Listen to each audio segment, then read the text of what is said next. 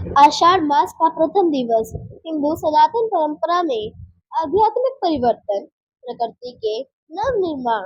और कठोर मानसिक संयम की शुरुआत का प्रतीक माना जाता है।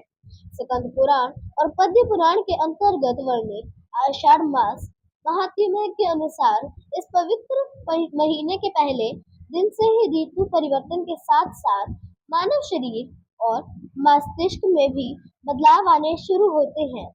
पौराणिक कथाओं में उल्लेख मिलता है कि महाभारत काल के दौरान जब धर्मराज युधिष्ठिर ने भगवान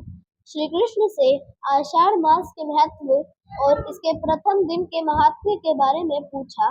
जिज्ञासा प्रकट की, तब श्री हरि ने उन्हें उस पूरे महीने के वैज्ञानिक और आध्यात्मिक रहस्य से अवगत कराया था। श्री कृष्ण ने समझाया था कि इस मास का नाम पूर्वाषाढ़ और उत्तराषाढ़ नक्षत्रों के ऊपर आधारित है और इसका प्रथम दिवस जातक को अपने भीतर के विकारों को शांत कर आगामी 4 महीनों यानी कि चतुर्मास के लिए खुद को तैयार करने की प्रेरणा देता है। धार्मिक मान्यताओं के अनुसार आषाढ़ मास के प्रथम दिन भगवान विष्णु के वामन अवतार की पूजा का विशेष विधान है।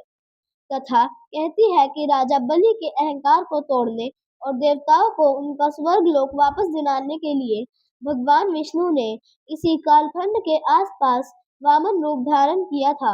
इसलिए इस दिन श्री हरि के वामन स्वरूप या शालिग्राम जी का पंचामृत से अभिषेक करने पर जीवन के सभी कष्टों से मुक्ति मिल जाती है। इसके साथ ही यह दिन सूर्य देव और वरुण देव यानी कि जल के दाता की संयुक्त आराधना का भी है, क्योंकि आषाढ़ के पहले दिन से ही भीषण गर्मी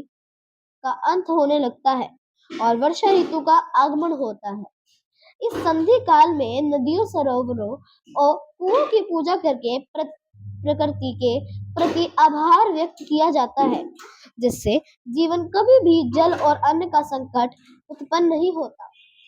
इस प्रथम दिवस की गाथा में दान, पुण्य और तपस्या को सर्वोपरि स्थान दिया गया है। शास्त्रों में वर्णन है कि जो व्यक्ति आषाढ़ के पहले दिन किसी भूखे को अन्न, प्यासे को शीतल जल और राहगीरों को धूप से बचने के लिए छाता या खड़ाऊ चप्पल दान करता है, उसे मृत्यु के पश्चात यमलोक की यातनाएं नहीं सहनी पड़ती, क्योंकि इस दिन से वातावरण में आर्द्रता और बैक्टीरिया बढ़ने लगते हैं। इसलिए कथा में इस दिन को लेकर पूरे महीने तक उपवास रखने, केवल एक समय स्वास्थ्य भोजन करने और लहसुन प्याज जैसी तामसिक चीजों का पूर्ण त्याग करने का कड़ा निर्देश दिया गया है। इस प्रकार आषाढ़ मास का पहला दिन केवल एक तिथि मात्र नहीं है, बल्कि यह मनुष्य को प्रकृति से जुड़ने, संयमित जीवन जीने और प्रभु भक्ति में लीन होकर मोक्ष का मार्ग प्रशस्त करने का एक पवित्र अवसर प्रदान करता है। यदि